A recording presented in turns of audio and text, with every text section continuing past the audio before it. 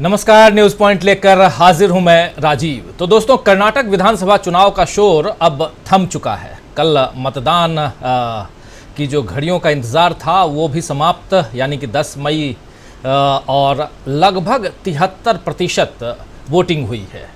पिछली दफ़ा 72.36% और इस बार 72.83%। वो आंकड़ा थोड़ा सा और बढ़ के 73% तक जा सकता है, यानी कमोबेश पिछली दफ़ा से थोड़ा सा ज़्यादा कहें या उसी के बराबर।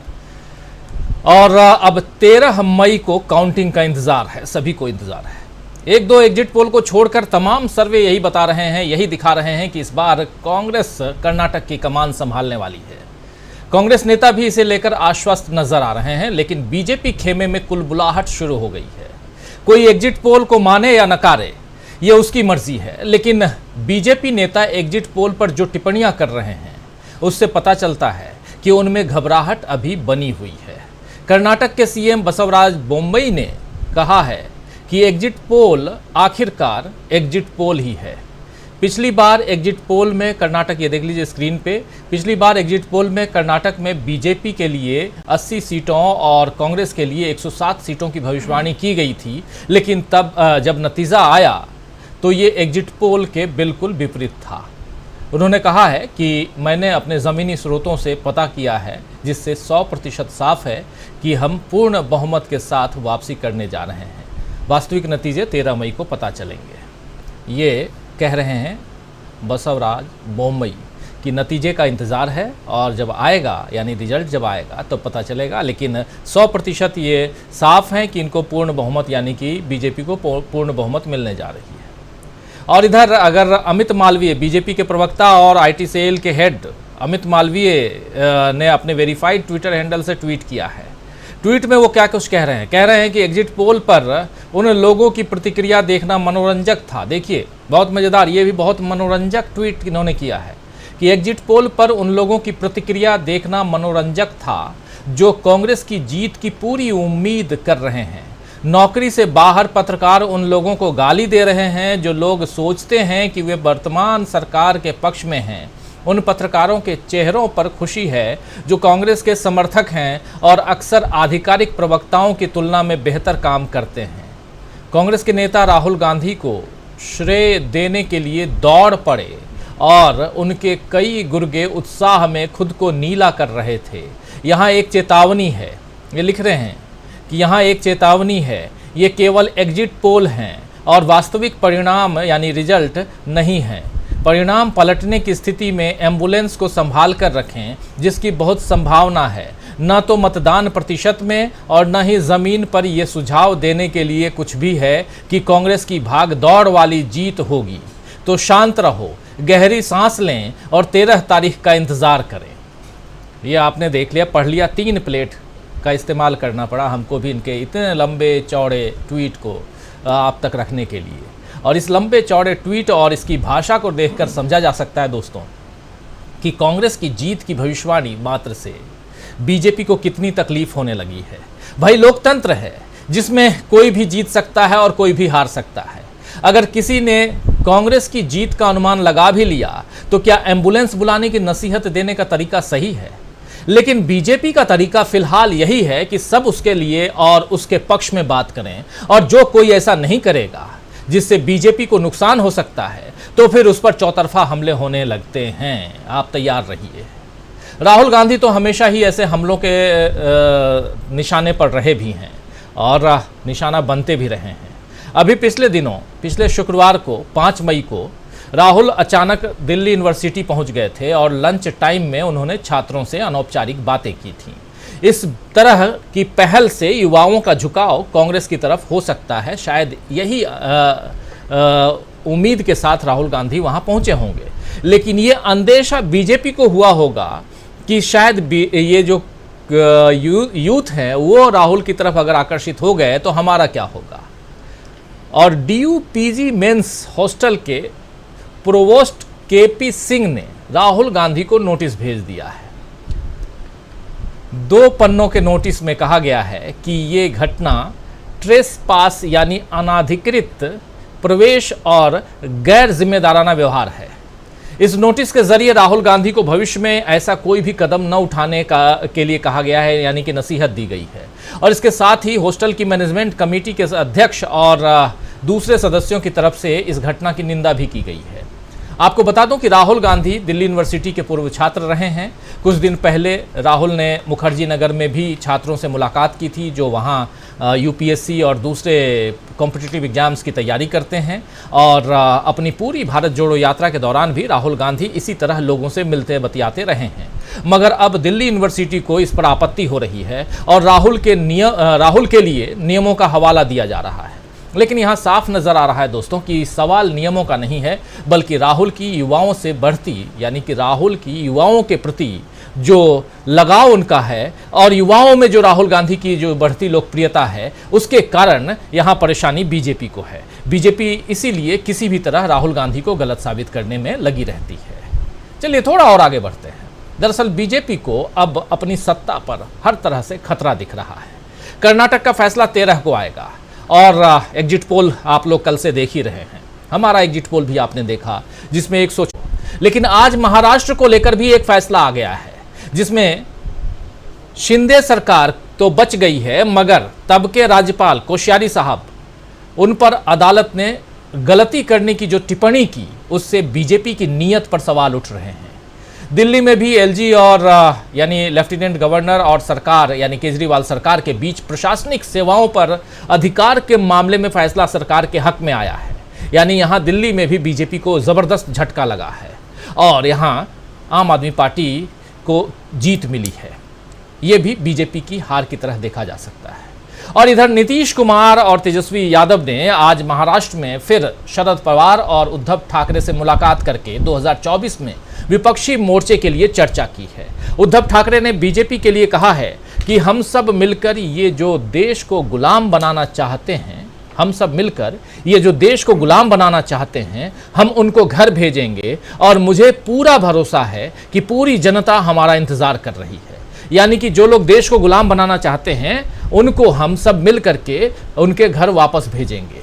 सीधा हमला बीजेपी के ऊपर, और इसके लिए पूरी जनता हमारा इंतजार कर रही है। ये उद्धव ठाकरे पूर्व सीएम महाराष्ट्र के वो कह रहे थे। इधर शरद पवार ने ट्वीट किया, क्योंकि शरद पवार से भी मुलाकात हुई आज तेजस्वी यादव और नीतीश कुमार की। उन्होंने ट्वीट किया। ट्वीट करते हुए उन्होंने लिखा है कि बिहार के मुख्य हैं बीजेपी के लिए उल्टी हवा बहा रही हैं और इसमें उसकी सत्ता उखड़ सकती है, जबकि कांग्रेस का दबदबा कायम हो सकता है।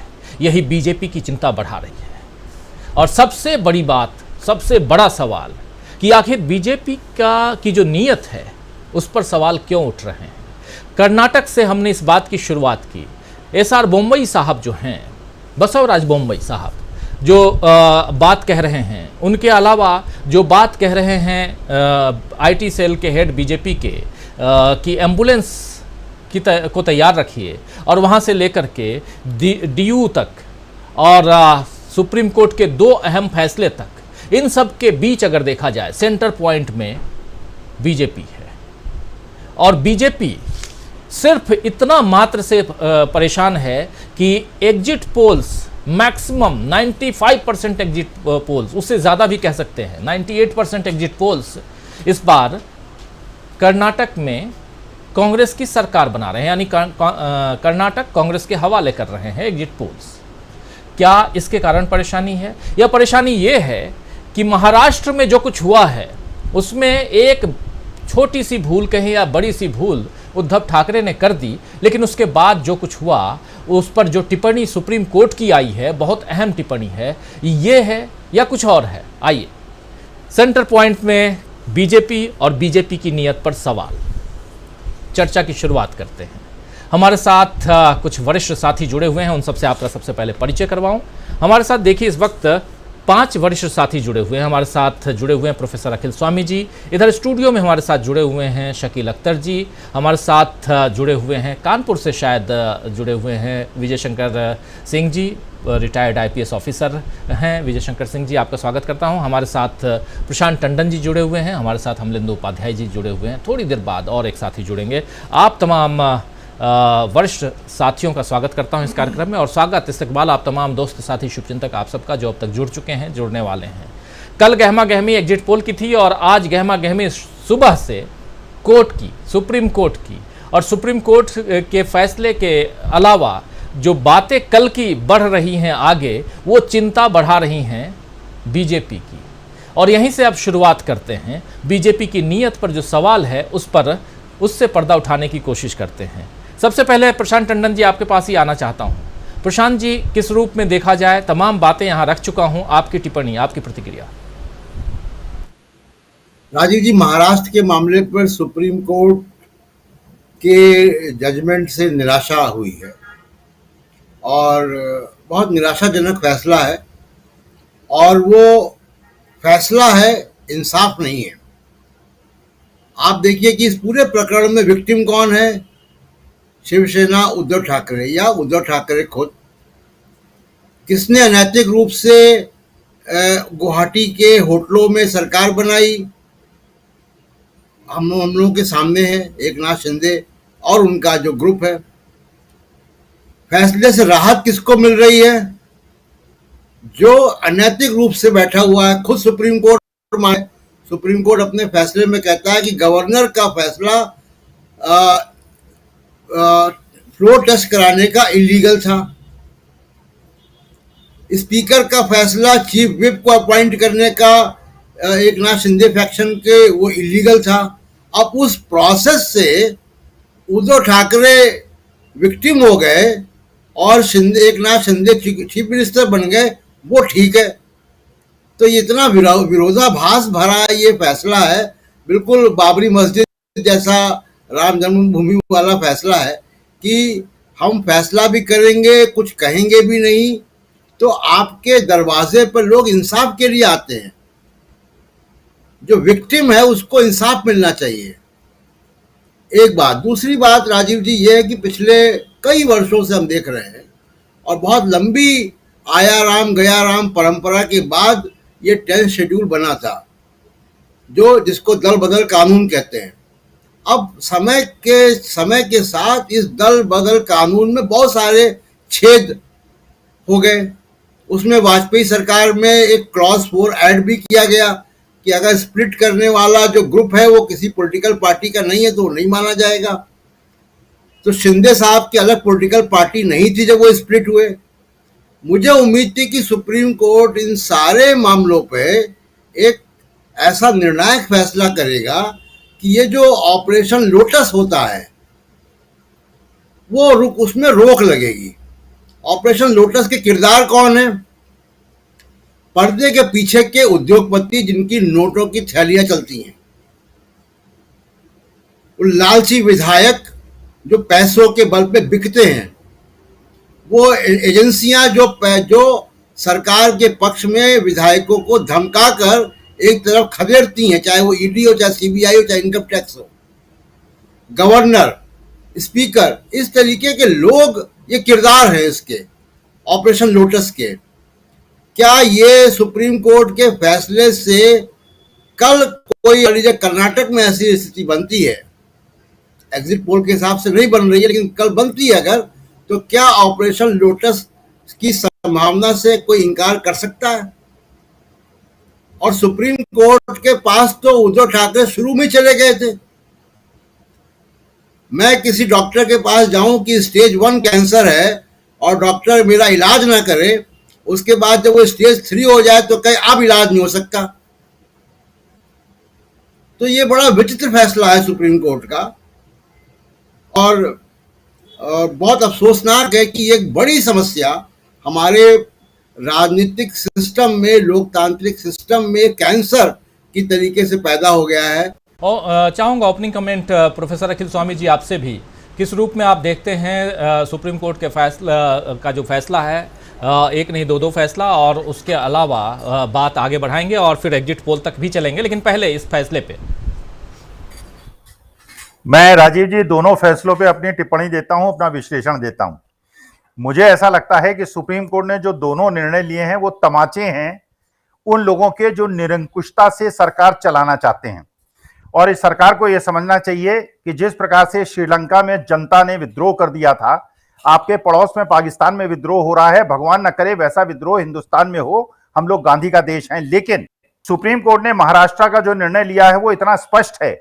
उन्होंने कहा कि राज्यपाल ने संवैधानिक निर्णय नहीं था, सभापति का संवैधानिक निर्णय नहीं था, व्हिप उनकी चलती है जो पार्टी का कार्य प्रणाली है, जो विधानमंडल का नेता है वो वाला व्हिप इसमें लागू नहीं होता। इनडायरेक्टली उन्होंने सभापति को कह दिया कि आप उनका व्हिप मानेंगे जो कि पार्टी का व्हिप है। इसका माने उन्होंने सभापति को इनडायरेक्ट मैसेज दे दिया कि पहले आपने जो निर्णय लिया वो अनैतिक था, वो अनकॉन्स्टिट्यूशनल था और ये संविधान के हित में है कि आप, क्योंकि हम निर्णय और गांधीवादी हैं, लेकिन अगर इस प्रकार से जैसे दिल्ली की सरकार को दमन करके और लेफ्टिनेंट गवर्नर जो अपॉइंटेड आदमी है वो सरकार माना गया जो हाईकोर्ट ने निर्णय लिया था, और चुनी हुई सरकार जो है वो आंसरेबल है जनता के लिए और अधिकार दे दिए थे गवर्नर को, सुप्रीम कोर्ट ने उसमें भी थप्पड़ मारा है कि जो चुना जाएगा, जिसको 5 साल के बाद जनता के पास जाना है, उसी के पास अधिकार होंगे, उसी के पास कर्तव्य होंगे।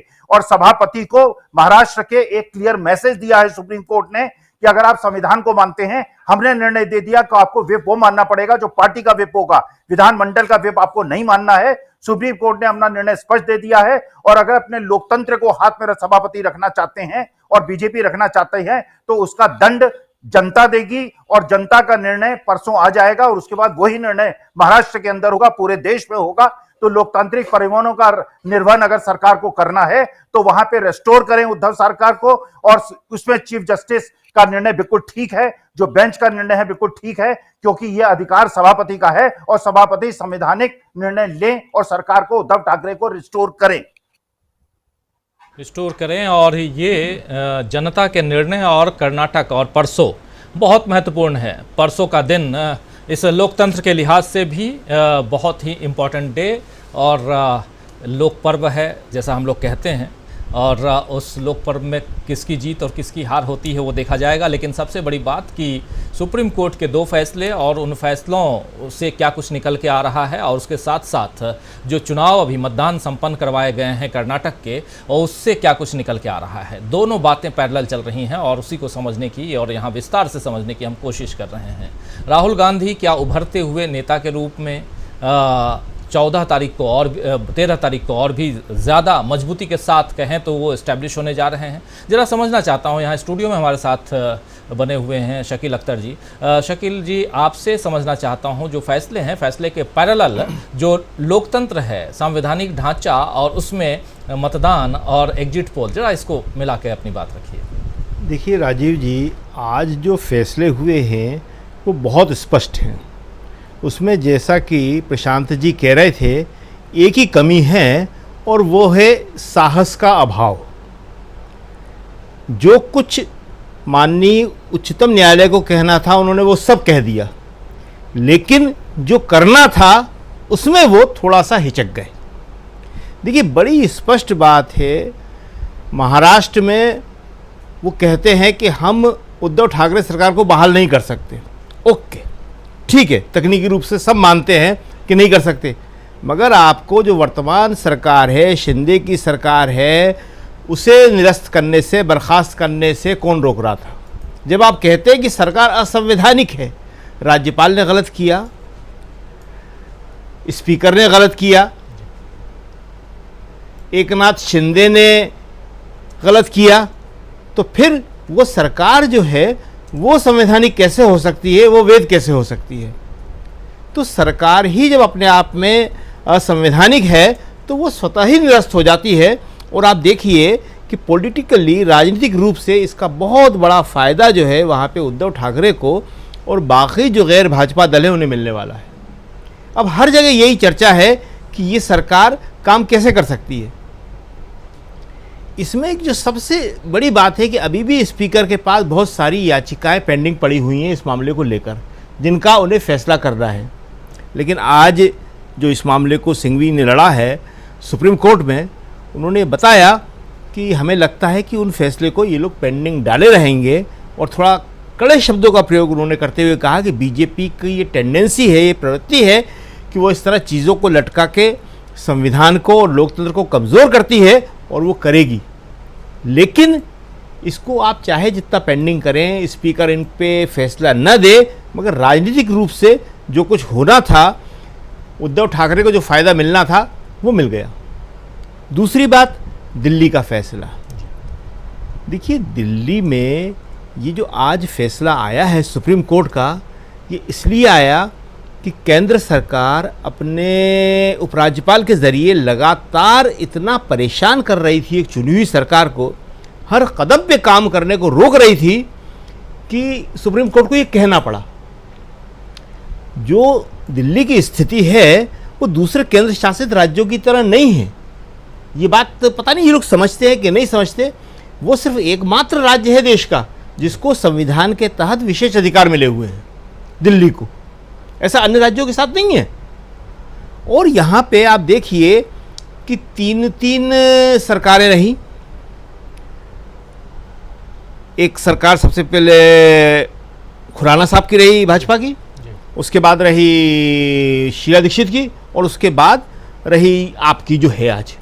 लेकिन केंद्र में जो भी सरकार रही, इससे पहले जो भी प्रधानमंत्री रहे वो दो ही रहे, वाजपेयी और मनमोहन सिंह, को तीसरे मोदी जी हैं। उन दोनों ने कभी तीनों के काम में कोई बाधा नहीं डाली। क्यों? क्योंकि दिल्ली बनी ही इसी तरह की है।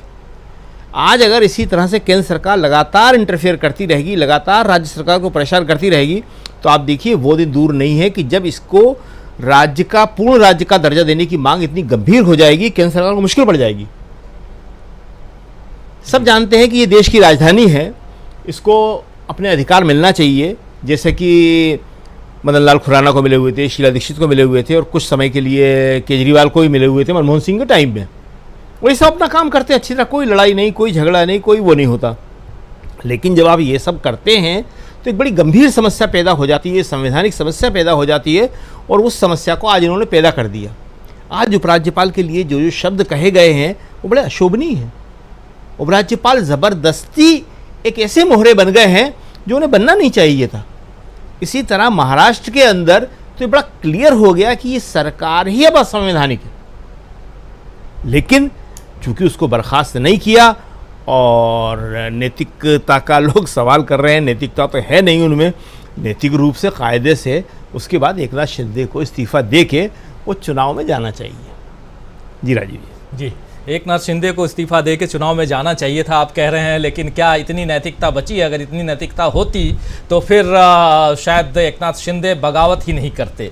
लेकिन यहाँ तो मामला ही कुछ और है, और सत्ता की कुर्सी से चिपके रहना है। और लेकिन जनता है जो सब कुछ जानती है, सब कुछ, तमाम बातें, जैसे प्रशांत टंडन जी भी कह रहे थे तो उनकी बातों से भी सहमति जताते हुए, और प्रोफेसर अखिल स्वामी जी जो बात कह रहे थे उनकी बातों में भी दम है, उनकी बातों पे भी सहमति जताता हूँ, और साथ साथ आप जो कह रहे हैं उसमें भी सहमति है। मतलब हर तरह से देखा जाए तो बात नैतिकता, बात नीयत की आती है, और वही हम लिख रहे हैं, बीजेपी की नीयत पर सवाल। क्योंकि यहीं से जो नैतिकता और नीयत की बात आती है, वो जो है कहीं ना कहीं जनता के दरबार तक आपको लेके जाती है, और जनता के दरबार में आप के सामने दूध का दूध और पानी का पानी हो जाएगा। आज की तारीख में अगर चुनाव हो जाए तो ये तय मानिए कि शिंदे साहब कहाँ रहेंगे और उद्धव ठाकरे कहाँ रहेंगे, ये आज से दिखाई दे रहा है। तो जनता जो है वो सब कुछ देख रही है, और यही तो उद्धव ठाकरे कह भी रहे थे, जो उनकी बात अभी सामने हम आपके सामने ला भी रहे थे। आना चाहता हूँ विजय शंकर सिंह जी आपके पास, किस रूप में आप देखते हैं इस पूरे घटनाक्रम को, और फिर इसके बाद हम बढ़ेंगे आगे और कर्नाटक की चर्चा भी करेंगे। लेकिन पहले इसकी चर्चा करना लाजिमी है, क्योंकि आज के दिन का सबसे बड़ा जो है, अगर वो देखें तो बड़ी खबर यही है, सबसे बड़ा घटनाक्रमों में अगर देखा जाए तो यही है। क्या कहते हैं इसको, आप किस ढंग से देखते हैं? जी जी, नमस्कार। आज जो दो फैसले आए हैं, सबसे पहले तो फैसला सुप्रीम कोर्ट का आया है इस मामले पर कि शिवसेना में ये जो विभाजन का जो दो गुट है वो उस पर सुप्रीम कोर्ट का क्या फैसला है, ये उसने बताया। प्रशांत टंडन जी की बात से मैं सहमत हूं, और मैं भी ये कहूंगा कि आपने लीगल न्याय तो किया है, अपने हिसाब से फैसला तो दिया है, लेकिन वो न्याय मिला किसको?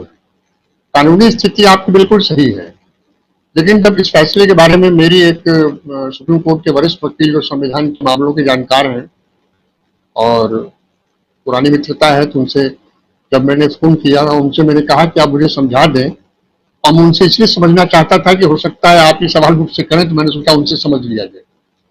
तो उन्होंने कहा कि सुप्रीम कोर्ट न तो कोई सरकार बना सकता है न तो कोई बर्खास्त कर सकता है।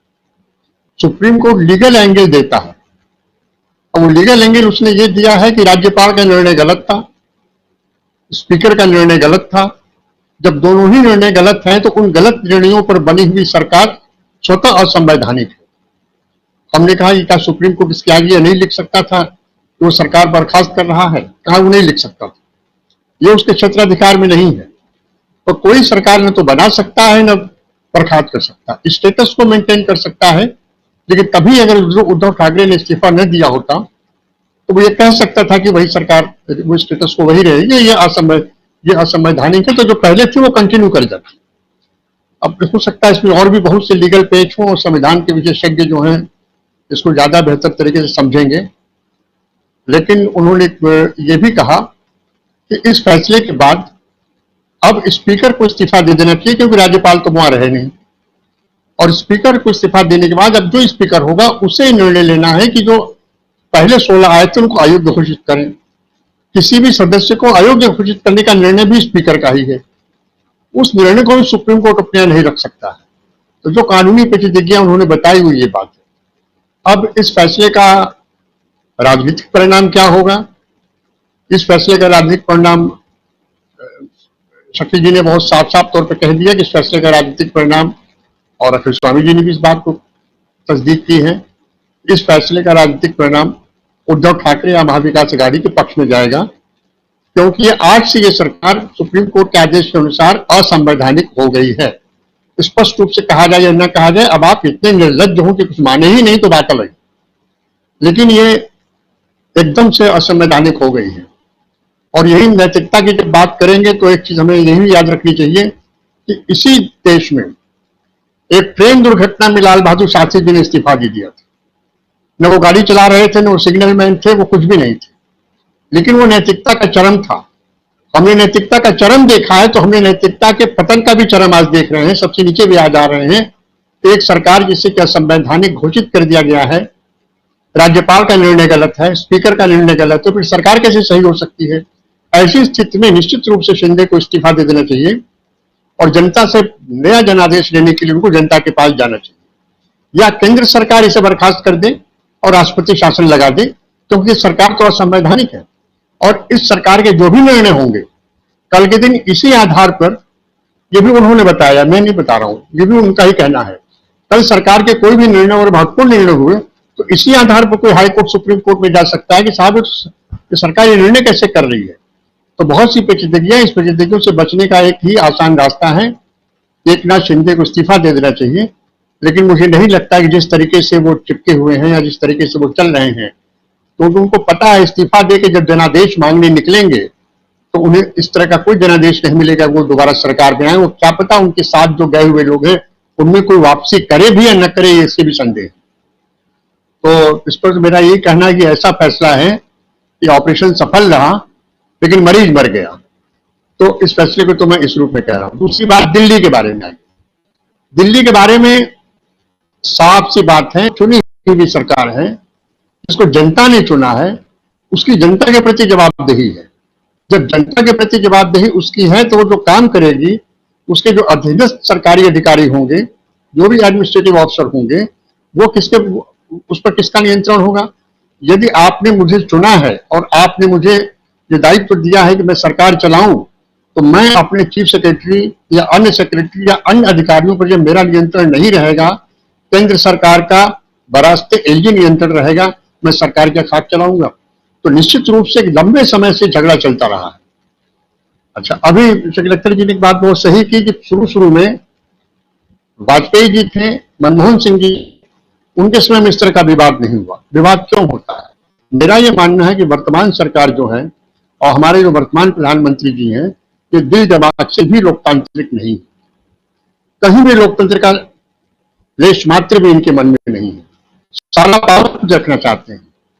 जो 2014 में जीतने के बाद साफ साफ कहे कि कांग्रेस मुक्त भारत बनाना है, मतलब आपको एक ऐसा भारत नहीं बनाना है जो हर तरह करे, विकास करे और उन्नति के शिखर पर चढ़े। आपको एक ऐसा भारत बनाना है जिसमें आपके खिलाफ बोलने वाले न रहे, आपका विपक्ष खत्म हो जाए। जेपी नड्डा ने जाके पटना में कहा कि हमें सारे क्षेत्रीय दल खत्म हो जाएंगे। तो आपकी सारी ऊर्जा और सारा इरादा इसी उद्देश्य को आपके खिलाफ, आप उसे सटाइए, आप उसे हटाइए, आप उसकी जुबाबंदी कीजिए, आप उसको चाहे जो करिए, लेकिन वो आपके खिलाफ न बोलने दें, ये है। और ये हो भी रहा है और साफ साफ दिख रहा है। तो मेरा ये कहना है कि दिल्ली के बारे में सुप्रीम कोर्ट का जो फैसला आया है, ये बहुत सही फैसला है। इस फैसले से दिल्ली सरकार को बड़ी राहत मिली है और ये फैसला बिल्कुल रूप से न्यायपूर्ण है। और जहां तक इंसाफ की बात है, इसमें हमारे अरविंद केजरीवाल जी को इंसाफ मिला है। अब आगे क्या होता है मैं नहीं समझ। अच्छा, अभी एलजी साहब एक और मामले में फंस गए हैं। अहमदाबाद का एक मामला है जिसमें उनके खिलाफ समन कोई नोटिस जारी हो गई है। मुझे नहीं लगता कि वो ज्यादा दिन रह पाएंगे इस पद पर, क्योंकि पद पर रहते हुए अगर उनको नोटिस जारी हो गई है तो निश्चित रूप से उन्हें इस्तीफा देना पड़ेगा, या कुछ जो भी आगे हो वो देखा जाएगा। लेकिन मेरा फिलहाल यही कहना है कि सुप्रीम कोर्ट का पहला फैसला जो महाराष्ट्र के बारे में आया है, वो फैसला उचित है, सही है अपनी जगह। लेकिन थोड़ी सी कमी हम इसलिए महसूस कर रहे हैं, और वो सवाल सामान्य रूप से उन लोगों के दिमाग में जरूर आ रहा है, हमारे जैसे सामान्य लोगों के दिमाग में जो कानून की बहुत पेचीदगियां नहीं समझते हैं, कि जब आप कह रहे हैं कि असंवैधानिक है तो आप इन्हें रखे हुए क्यों। तो यहाँ पर जो भी कानूनी उनके सामने दिक्कतें हों वो मैंने आपके सामने स्पष्ट किया है। तो मेरे समझ से आज दोनों ही फैसले भारतीय जनता पार्टी के लिए बेहद ही तकलीफदेह होंगे, और इसी वजह से सुप्रीम कोर्ट या हाई कोर्ट के इन्हीं फैसलों की वजह से वो जुडिशरी को अपने कब्जे में रखने के लिए कभी कॉलेजियम सिस्टम पर, कभी कुछ पर अपनी बात कहते रहते हैं। मैं ये नहीं कह रहा हूं collegium system full proof system है, दुनिया का कोई सिस्टम फुल प्रूफ नहीं है। हम सब निरंतर विकास करते जा रहे हैं, नई नई चीजें आती जा रही हैं, उसमें कमियां आती और हटती जा रही हैं। कोई दुनिया की कोई सिस्टम फुल प्रूफ आज तक नहीं है। इसमें लोकतंत्र के बारे में भी कहा जाता है कि ये इसलिए अच्छा है कि इसमें सबसे कम बुराई है, हो सकता है कल इसमें और बेहतर हो। तो ऐसी स्थिति में मुझे लगता है कि अब भारतीय जनता पार्टी को इस दोनों फैसलों को लेकर उनके कैंप पे काफी निराशा का माहौल होगा, और अब देखते हैं वो इस पर क्या करते हैं। जी, आप अभी कह रहे थे कि इनको इस्तीफा दे देना चाहिए, आप तमाम साथी कह रहे हैं, लेकिन ये दोनों साहब जो हैं, मतलब मुख्यमंत्री और उप मुख्यमंत्री, महाराष्ट्र की बात कर रहा हूं, दोनों ने आज प्रेस कॉन्फ्रेंस करके फैसले का स्वागत और उसके अलावा उनकी अपनी जीत की बात रखी है। तो आप समझ सकते हैं कि सामने वाले क्या सोच रहे हैं। नैतिकता, नियत की बात हम कर रहे हैं, यही नियत है, यही नैतिकता है जिसकी बात आप तमाम साथी कर रहे हैं। जी, आप कुछ कह रहे हैं, जरा साउंड बढ़ाइए। मैं ये कह रहा हूं कि आप अपनी निर्लज्जता में ही अगर अपने को विजयी घोषित कर दें तो मैं क्या करूं। तो सीधी सी बात है कि आप अनैतिक हैं, और राज्यपाल ने गलती नहीं की। राज्यपाल सुबह 5 बजे बुला के शपथ दिला देते हैं। ये कौन सा शपथ दिलाने का समय भाई? आपको ये चोरी जैसा शपथ दिलाना हुआ।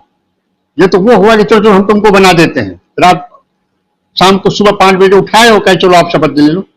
पहली गलती तो वहां से हुई, दूसरी गलती बार बार हुई, और राज्यपाल को भी पता है कि वो गलतियां कर रहे हैं, केंद्र सरकार को भी अंदाजा है कि वो गलतियां कर रहे हैं, इसीलिए उनको हटाया गया है। तो मेरा यही कहना है कि सुप्रीम कोर्ट का फैसला बिल्कुल ठीक है, और दोनों की गलतियां, सरकार असंवैधानिक है। अब आप निर्लज्जता से कुर्सी पर बैठे रहें तो मैं क्या करूं। बिल्कुल बिल्कुल, अगर आप इतने निर्लज्ज हो जाएं कि जनता को भी आप न माने, जिसके भरोसे आप वहां तक बैठे हैं, उस कुर्सी पर बैठे हैं, तो फिर कोई क्या कहे।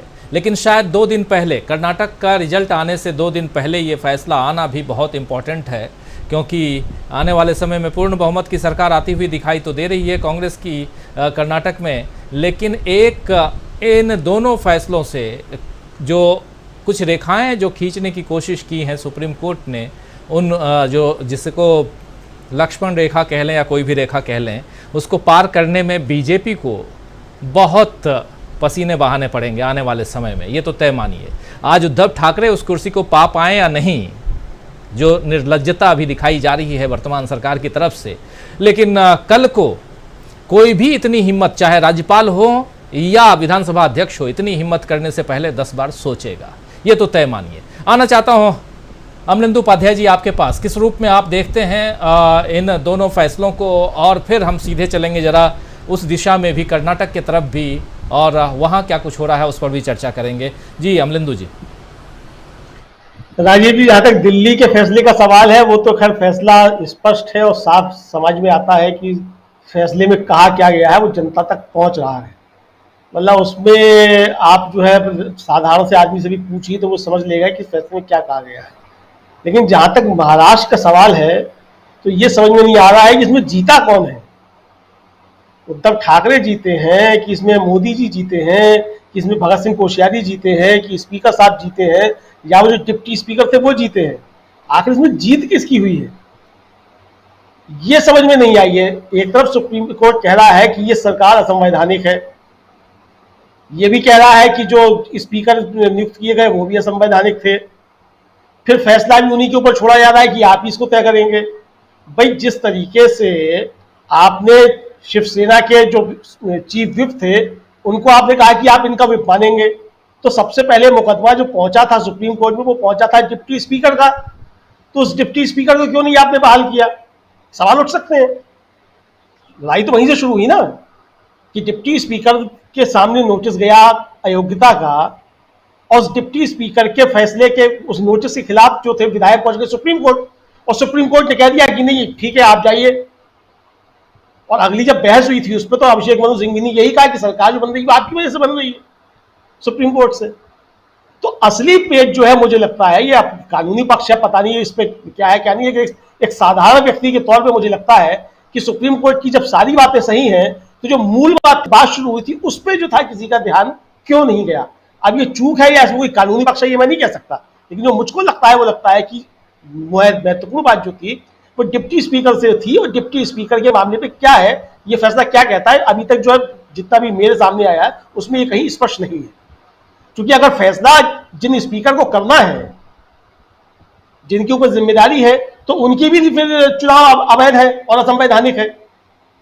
क्योंकि जिन 16 विधायकों के खिलाफ याचिका थी कि इन्होंने जो है वो दल बदल का वो किया है, अगर मान लीजिए कि वो अयोग्य घोषित हो जाते हैं तो ये स्पीकर का क्या होगा? जिस आधार पर ये सरकार जो है वो असंवैधानिक है उसी आधार पर स्पीकर भी असंवैधानिक हो जाते हैं। पहला ये कानून का विषय है, उद्धव ठाकरे के वकील जो है वो इस पर सब करेंगे सोच विचार, जो एक साधारण आदमी के तौर पर समझ में आता है वो उस पर यही आता है। जहां तक सवाल ये है कि जो नैतिकता का प्रश्न, तो मैं पहले भी कई बार कह चुका हूं कि भारतीय जनता पार्टी से किसी भी प्रकार की नैतिकता की आशा करना जो है ये स्वयं में अनैतिक है।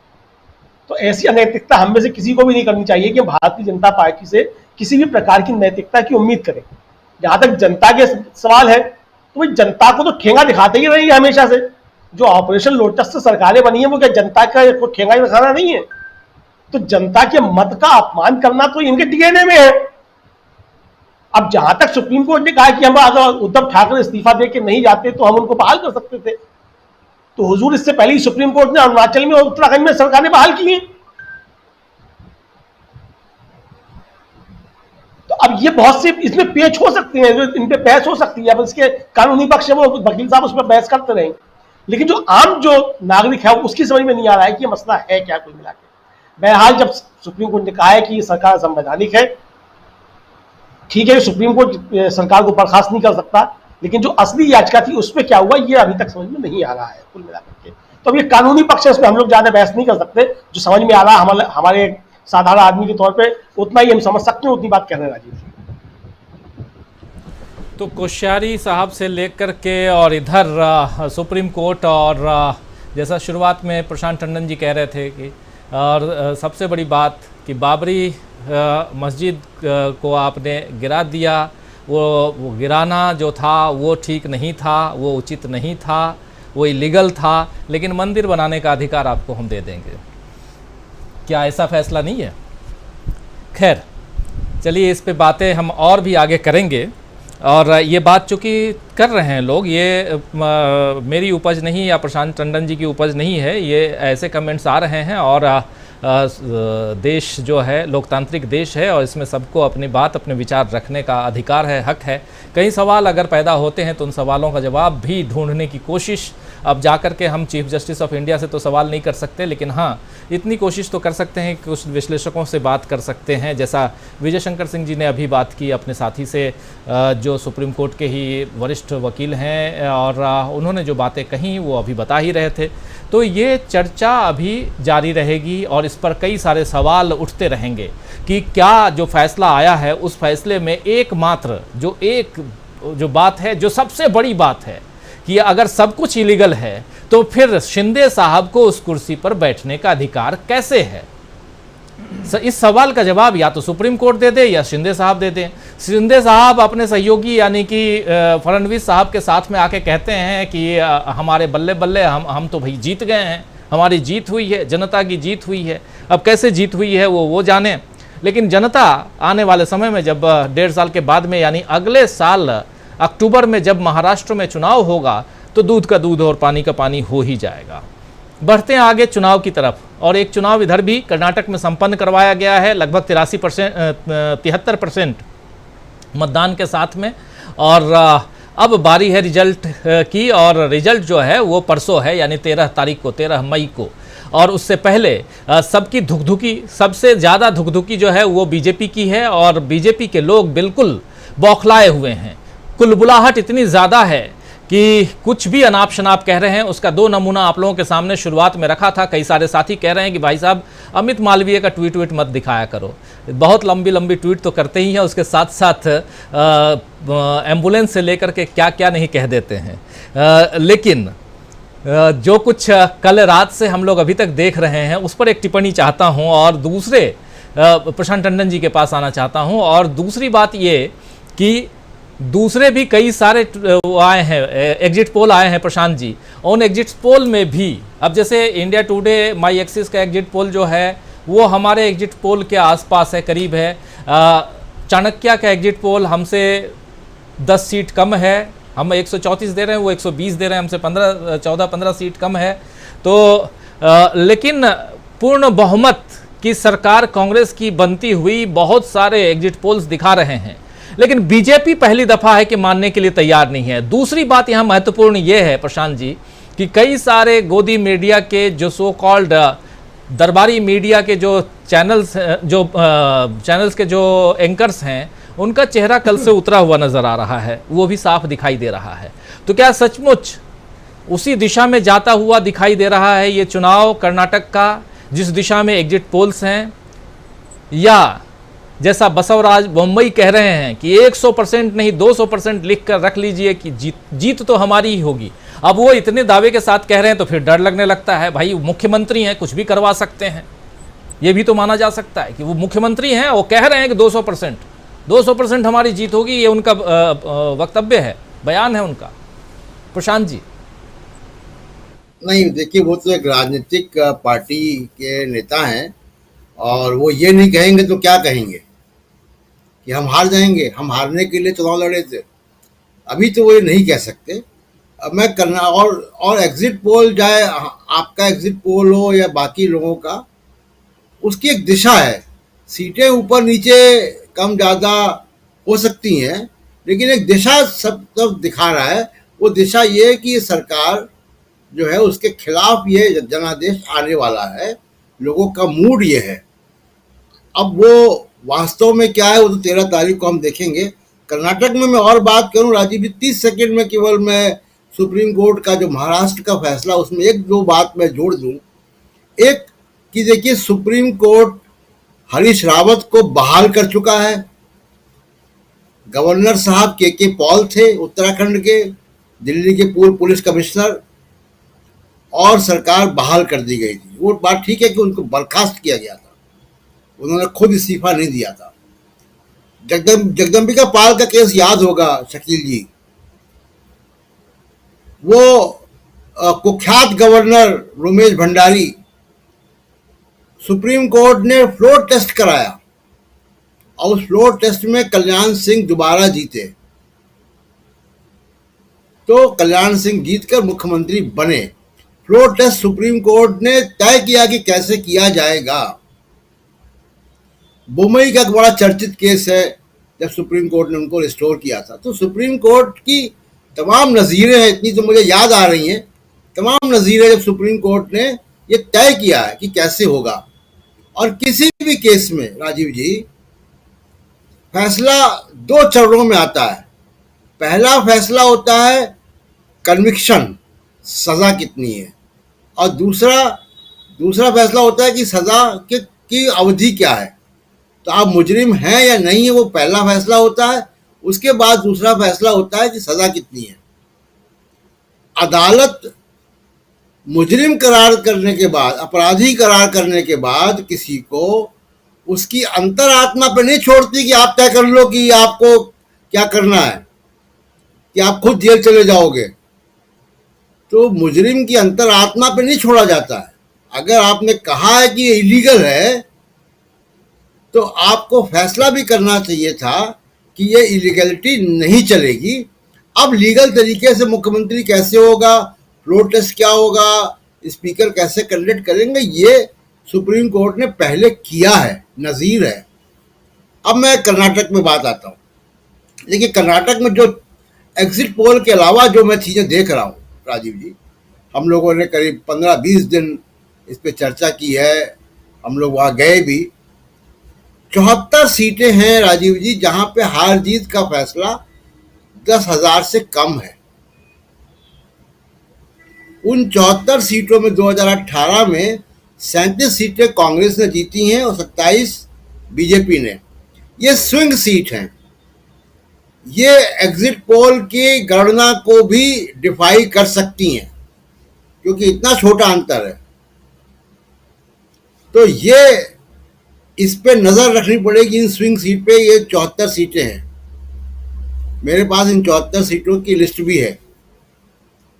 उसके बाद 78 सीटें हैं जो मुस्लिम पॉपुलेशन बाहुल सीटें हैं, जहां 17% से ऊपर मुस्लिम वोट है, यानी एक या दो सामाजिक समूह के साथ मिलकर वो विनिंग कॉम्बिनेशन बनाता है। एग्जिट पोल ये सजेस्ट कर रहे हैं कि एक साउथ कर्नाटका को छोड़ के बाकी जगह जो नुकसान जेडीएस को हो रहा है, उससे एग्जिट पोल ये इशारा कर रहे हैं कि मुस्लिम वोट कांग्रेस की तरफ कंसोलिडेट हुआ है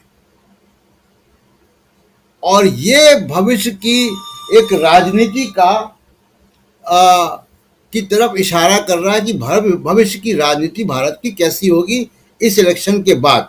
क्योंकि हमने सागर डिगी में देखा, हमने हल्दिया पोर्ट ट्रस्ट के चुनाव में देखा कि जो ट्रेडिशनल तृणमूल कांग्रेस की एरियाज थे वहाँ पे मुस्लिम वोट कांग्रेस की तरफ गया और वो सीटें आई।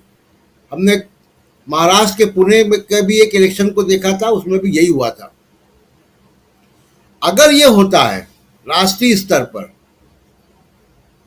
तो क्योंकि मुस्लिम वोट बढ़ता रहा है उत्तर प्रदेश में, समाजवादी पार्टी कांग्रेस, बहुजन समाज पार्टी में, तृणमूल कांग्रेस लेफ्ट, और कांग्रेस में वेस्ट बंगाल में, और जगहों पे भी हम देख लें बिहार में या तमाम जगहों पे जहाँ पे मल्टी पार्टीज एग्जिस्ट करती हैं।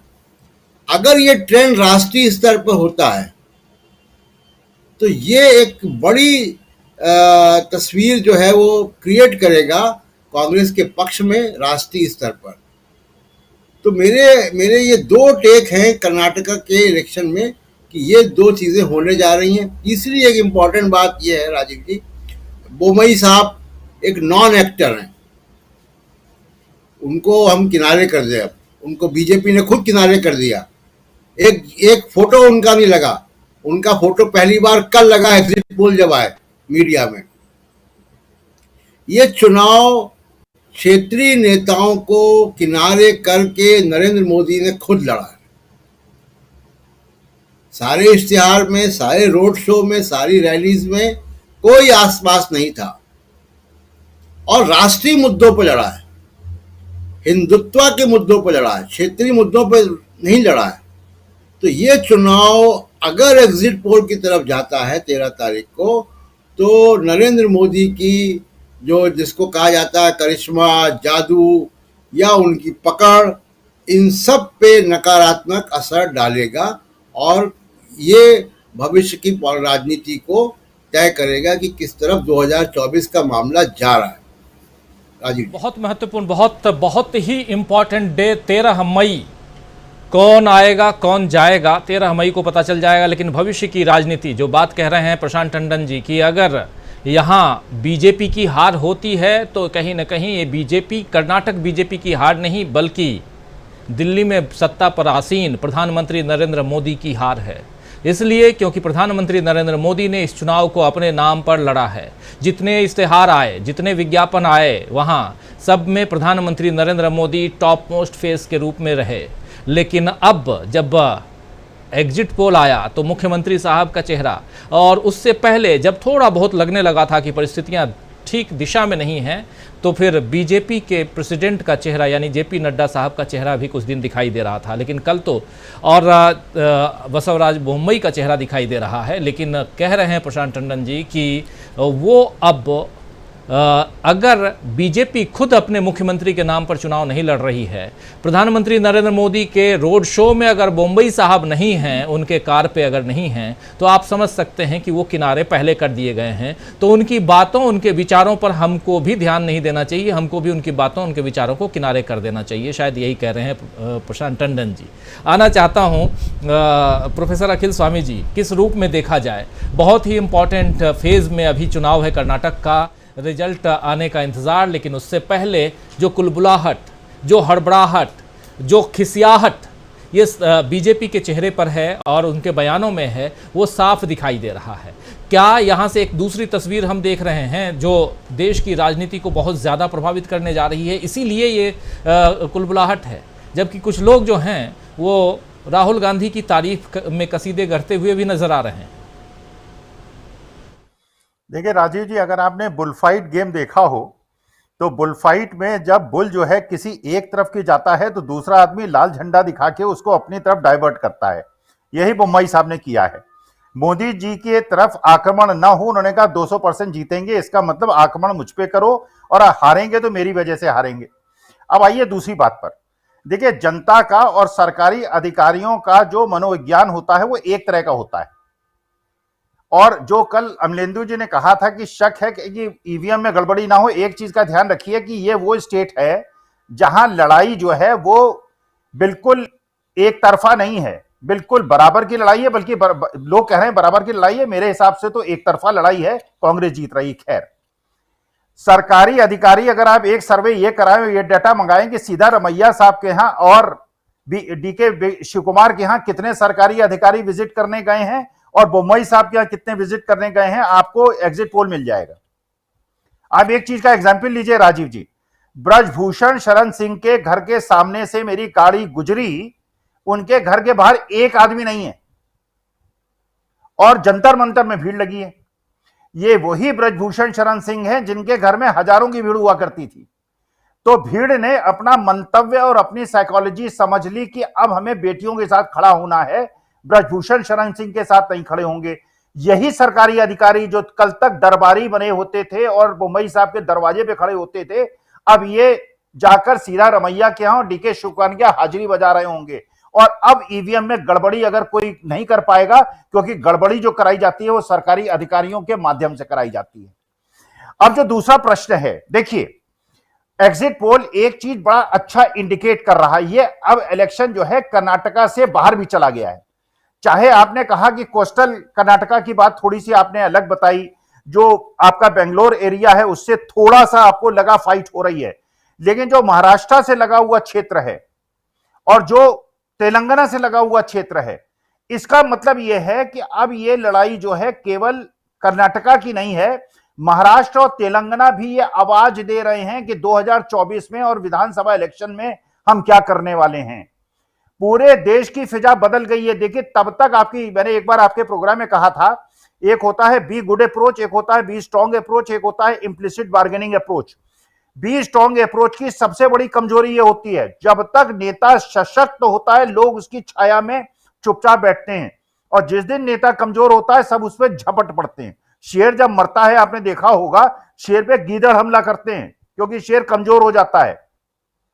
आज के तारीख में जो आपने हिमाचल में देखा था, जो आपने कर्नाटका में देखा था, जो आप मध्य प्रदेश में देख रहे हैं आज की तारीख में, लोग छोड़ रहे हैं बीजेपी और कांग्रेस में जा रहे हैं। विद्रोह की स्थिति है मध्य प्रदेश के अंदर और यही स्थिति राजस्थान में है, जहां पे ये स्थिति है कि अगर पायलट 15 आदमी को छोड़ेंगे तो 40 आदमी लेके बीजेपी का एक गुट जो है कांग्रेस में चला जाएगा।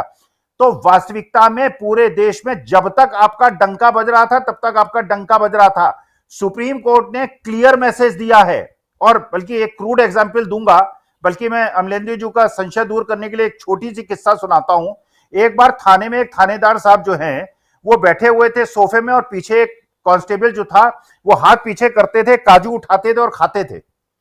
पीछे उन्होंने हाथ किया, काजू गायब हो गया, प्लेट गायब हो गई, कांस्टेबल गायब हो गया। उन्होंने कहा क्या हो गया, काजू क्यों नहीं खिला रहा? उसने कहा साहब आपका ट्रांसफर ऑर्डर आ गया है।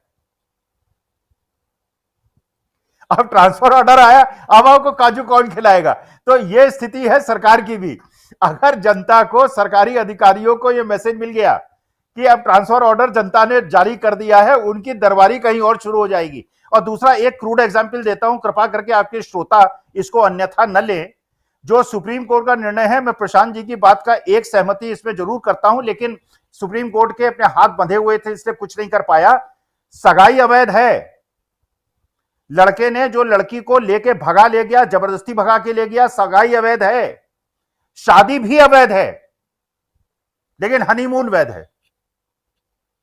ये स्थिति कुछ इस प्रकार की अन्यथा न लें, लेकिन वास्तविकता में जो क्रूड एग्जाम्पल है, अरे भाई अगर दोनों चीजें अवैध हैं तो जो वहां के सभापति महोदय हैं, विधानसभा के अध्यक्ष हैं, अगर उनमें थोड़ी भी गैरत बाकी है, थोड़ी भी, सुप्रीम कोर्ट नहीं कर सकता था, मैं सिंह साहब की बात से सहमत हूं, सुप्रीम कोर्ट नहीं कर सकता था, लेकिन अगर जरा भी गैरत बाकी है, 2 दिन के अंदर निर्णय लें, उनको अवैध घोषित करें और उद्धव ठाकरे को शासन में बिठा दें, तब तो बीजेपी फाइटिंग चांस में रहेगी।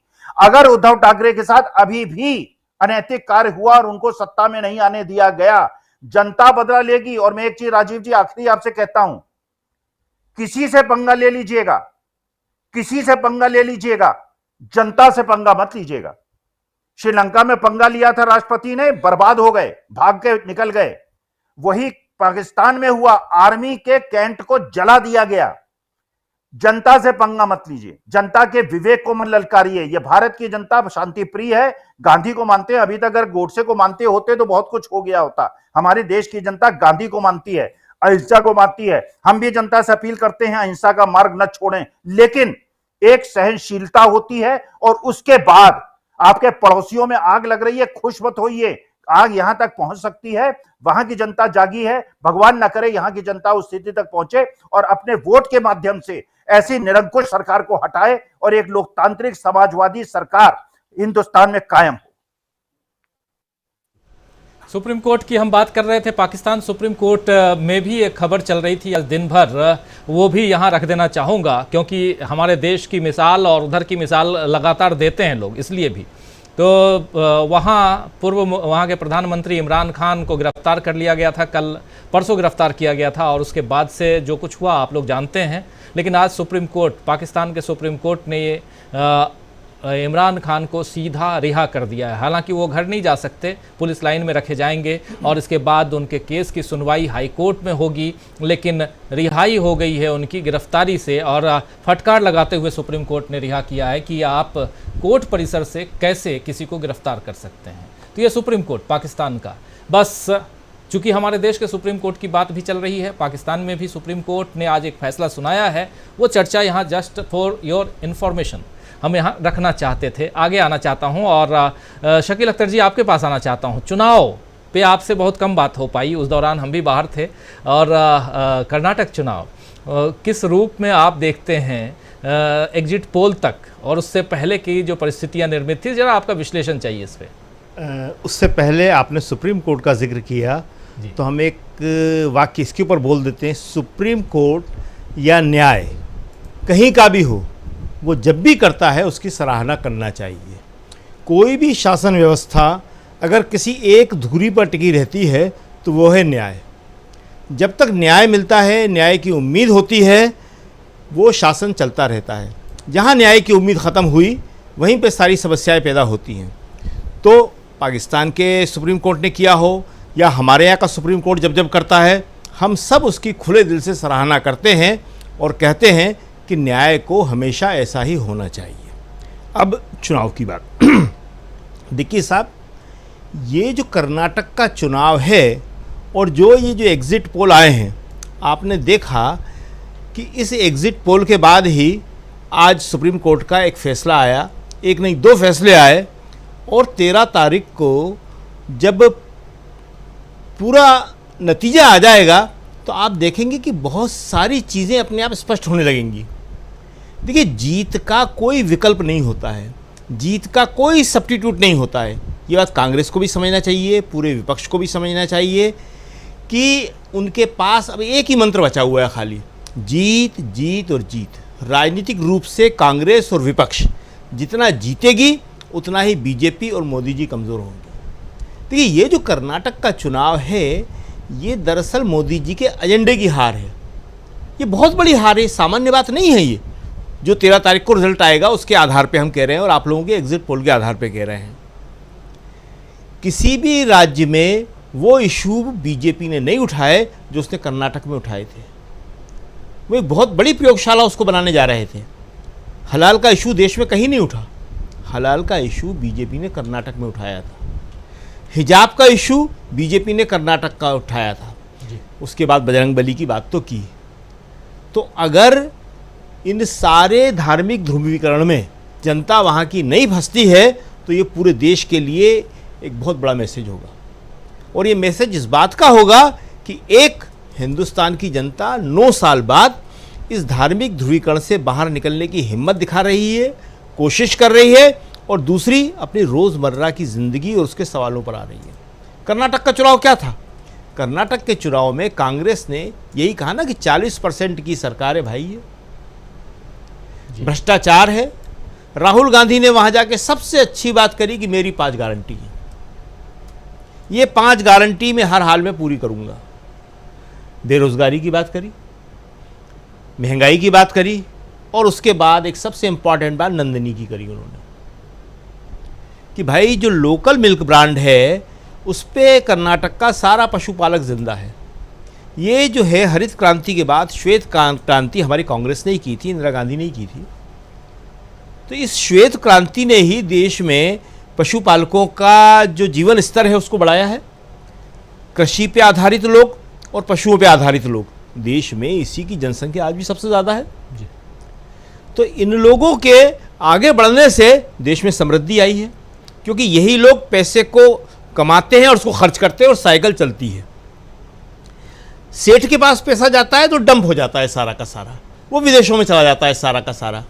पैसा जब मिडिल क्लास के पास आता है, गरीब के पास आता है, मेहनत करने वालों के पास आता है, उससे साइकिल चलती है, उससे उद्योगों में मांग बढ़ती है और देश की प्रगति होती है। तो ये हर राज्य का एक अपना मिल्क ब्रांड बन गया था। बिहार का आपको मालूम है सुधा है, मध्य प्रदेश का जो है सांची है, राजस्थान का सरस है, दिल्ली का किसी टाइम में दिल्ली मिल्क स्कीम हुआ करता था, मदर डेयरी बना उसके बाद। तो जिस राज्य का जो मिल्क ब्रांड है वहाँ के लोग उसी को पसंद करते हैं, उसी को आगे बढ़ना चाहिए, उसी से उसके सारे उद्योग और सारी एक अर्थव्यवस्था बनती है। तो नंदिनी का इशू वहाँ पे इतना चला, उस दिन हम देख रहे थे, आप और प्रशांत जी वहाँ बता रहे थे, शायद किसी महिला का जिक्र वहाँ से आप लोग कर रहे थे कि वो वैसे तो मोदी जी की समर्थक है, लेकिन नंदिनी का जहाँ सवाल आता है तो वो कहती है कि नहीं मैं यहाँ पे तो बीजेपी सरकार के खिलाफ वोट करूँगी। तो लोकल इशू बहुत इंपॉर्टेंट होते हैं, तो ये राहुल ने उठाए और इसका वहाँ बड़ा फ़ायदा हुआ। और अब अगर कांग्रेस वहाँ जीतती है तो यही साबित होगा कि पूरे देश में कांग्रेस को हर राज्य में लोकल इशू लेके जाना चाहिए, किसी भी गलत ट्रैप में नहीं पड़ना चाहिए। जैसा कि ये गलती वहाँ पे की थी, 2 गलतियाँ हुई दरअसल वहाँ पे। एक, सबसे पहले सांप का जिक्र जिसको नहीं करना था, है ना। उससे पहले खड़गे जी बहुत अच्छा काम कर रहे हैं, सब कुछ है, और मगर लेकिन ये जो मुहावरे की भाषा है, ये जो शायरी की भाषा है, हम लोग भी कई बार इस्तेमाल करते हैं और कभी कभी हम लोगों से भी गलती हो सकती है। तो हर पत्रकार जो है, लेखक भी जो उसमें शामिल होते हैं और समझदार जिसको मैच्योर नेता कहते हैं वो भी इसमें शामिल होते हैं, वो शब्दों के साथ ज़्यादा खिलवाड़ नहीं करते हैं। अपने सदे हुए शब्द या जिन शब्दों पे उन पे विश्वास होता है, जिन शब्दों उनके हाथ के होते हैं, उन्हीं के साथ आगे बढ़ते हैं। बिल्कुल। तो ये हुआ पहले तो कि वहाँ पे गुजरात में एक बात हुई रावण की, उसका नुकसान हुआ, उसके बाद जिहाद का आपको मालूम ही है कि वो फिल्म एक बना दी है उसके ऊपर। वो सारे इशू 2024 तक ऐसे लाएंगे जिसमें टारगेट जो है वो एक समुदाय हो और उसके बहाने दूसरे समुदाय को वो पोलराइज करने की कोशिश करेंगे। तो ये एक बड़ी ख़तरनाक स्थिति है। इसका इलाज एक ही है जो इंदिरा गांधी करती थी कि वो कभी भी दूसरे की पीछे जाती नहीं थी। लेकिन शकील अख्तर जी, अगर कर्नाटक में कांग्रेस जीतती है, एग्जिट पोल में जैसा आ रहा है, और तो फिर ये जो जितने मुद्दे आप जो बता रहे हैं, जिसमें लव जिहाद, द केरला स्टोरी फिल्म को लेकर के भी चर्चा हुई, बजरंग बली भी आ गए बीच में, और उससे पहले हिजाब और अजान और ऐसे मसले तो सारे आए ही थे। तो क्या लगता है कि दक्षिण भारत से, खासकर जो कर्नाटक जो दक्षिण का द्वार कहलाता है, दरवाज़ा कहलाता है, वहाँ से अगर ये मसले जो हैं, ये मुद्दे अगर बाहर हैं, आउट हैं, तो फिर ये सिर्फ और सिर्फ उत्तर भारत पे देखा जाएगा, कंसंट्रेशन जो होगा इनका सिर्फ उत्तर भारत होगा? जी, बहुत बढ़िया बात करी है आपने, बहुत ज़रूरी बात करी है आपने। उसके बाद ये कहीं पे भी चलने वाले नहीं हैं, ये कहीं नहीं चलेंगे मुद्दे। देखिए, ये मुद्दे 9 साल पहले कहीं थे क्या? अगर जो वास्तविक मुद्दे होते हैं, गरीबी थी, बेरोज़गारी थी, सरकारी स्कूल क्यों होना चाहिए ये सवाल था, सरकारी चिकित्सा क्यों होना चाहिए ये सवाल था, ये सब तो हमेशा से रहे हैं ना। लेकिन ये 9 साल में बनाए हुए तो कृत्रिम मुद्दे हैं सारे के सारे, ये ओरिजिनल मुद्दे नहीं हैं। किसी भी धर्म, किसी भी जाति, किसी भी समुदाय के अंतर विरोध को आप सामने लाओ, किसी भी जाति, किसी भी समुदाय के दूसरी चीज़ों का महिमा मंडन करो, तो ये सारी चीज़ें तो विभाजन को बढ़ावा देने वाली हैं। इन सब चीज़ों से देश मजबूत नहीं होगा। देखिए, आप मणिपुर को देखिए, आप मणिपुर बॉर्डर स्टेट है। मणिपुर वो स्टेट है जो 1947 में देश के साथ शामिल नहीं हुआ था। ये जानकारी देश के लोगों को बहुत कम है। 1947 में मणिपुर एक अलग राज्य था। 1949 में नेहरू जी ने इसको शामिल कराया था। वो कहते हैं नेहरू ने क्या किया, नेहरू ने उसको शामिल करवाया और उसके बाद अभी तक मणिपुर शांत प्रदेश था। और आज वहाँ क्या हो रहा है, पूरी दुनिया का मीडिया लिख रहा है, हमारा मीडिया खामोश है उसके ऊपर। अभी तक प्रधानमंत्री और गृह मंत्री वहाँ गए नहीं हैं। जी देखिए, स्थिति बहुत गंभीर होती चली जा रही है। हम लोग इन सारी डिबेटों में उलझे रहते हैं। पंजाब की स्थिति हम सबको मालूम है, कश्मीर की स्थिति मालूम है, बॉर्डर स्टेट्स की स्थिति बहुत ज़्यादा ख़राब होने वाली है। ये तमिलनाडु में इसी तरह का आग जलाने वाला खेल खेलते हैं। वहाँ इन्होंने दही को लेकर विवाद पैदा किया था। कोई भी शब्द जो है उसी क्षेत्र का होता है, कोई भी आप दूसरी जगह उसको कैसे ले जा सकते हैं। अमूल गुजरात का ब्रांड है, वहाँ ये जो हमारा मीडिया बहुत सारी बात करता है, कांग्रेस ने सेल्फ गोल किया। भाई, ये तो गोल सेल्फ गोल वहाँ पे अमित शाह जी ने किया था। आप और प्रशांत जी वहाँ थे, उन्होंने ही अमूल को वहाँ पे नंदिनी के ऊपर रखा था और उसका नुकसान उठाना पड़ा। तो आपने ये जो सवाल किया है बहुत अच्छा है कि मध्य प्रदेश में, राजस्थान में, छत्तीसगढ़ में ये सारे इशू कहीं नहीं चलेंगे अगर ये कर्नाटक से आप एक अच्छी लीड लेके, आपसे मतलब कांग्रेस से है हमारा, आती है तो जी। और उसके बाद आप देखिए कि ये 3 राज्य और उसका तेलंगाना में भी कांग्रेस बहुत अच्छा प्रदर्शन करेगी। ये अगर जीत जाते हैं तो 2024 का चुनाव बहुत ही इंटरेस्टिंग होने वाला है। आज आप जो कह रहे हैं ना कि नड्डा साहब के फ़ोटो लग गए वहाँ पे मीडिया में लग गए, अब 2024 में देखेंगे किस किस के फ़ोटो लग जाएंगे। अडवाणी को हारा हुआ बता देंगे ये लोग निश्चित रूप से कि अडवाणी जी हार गए, अडवाणी जी का सारी राजनीति हार गई। देखिए, हम फिर कहते हैं, बार बार कहते हैं कि जीत से बड़ी कोई चीज़ नहीं होती है। कांग्रेस ने क्या करा, जो इतनी बड़ी यात्रा निकाली, 5 महीने जी, 4000 किलोमीटर, और उसके बाद उसको भूल गई। अभी सोनिया गांधी सबसे ज़्यादा पॉलिटिकल है, सबसे ज़्यादा पॉलिटिकल है। उन्होंने कर्नाटक में एक सभा की और उसमें भारत जोड़ो यात्रा का जिक्र किया उन्होंने। वो जानती है कि यही चीज़ें जो हैं ये लोगों को उत्साहित कर सकती हैं। तो भारत जोड़ो यात्रा एक इतनी बड़ी यात्रा थी, उसको कांग्रेस को ज़िंदा रखना चाहिए, उस बात को लोगों तक पहुंचाना चाहिए और ये बताना चाहिए कि जो हमने गुजरात में गलती करी, जो हमने पंजाब में गलती करी, जो हमने उत्तराखंड में गलती करी, क्या गलती करी, ये तीनों चुनाव ज़बरदस्ती हारे। गुजरात हार जाते, मैं इतनी बुरी तरह नहीं हारते। पंजाब तो हारने का सवाल ही नहीं था, उत्तराखंड तो हारने का सवाल ही नहीं था जी। कांग्रेस चूंकि पूरी ताकत से नहीं लड़ी, और आपने अभी जाके देखा वहाँ कि कांग्रेस किस तरह से वहाँ पूरी ताकत से लड़ी। सिद्धारमैया, DK शिव कुमार, अध्यक्ष जी खड़गे जी वहीं के हैं, वो तीनों, राहुल गांधी और प्रियंका गांधी का तो एक टूर बना था वहाँ पे।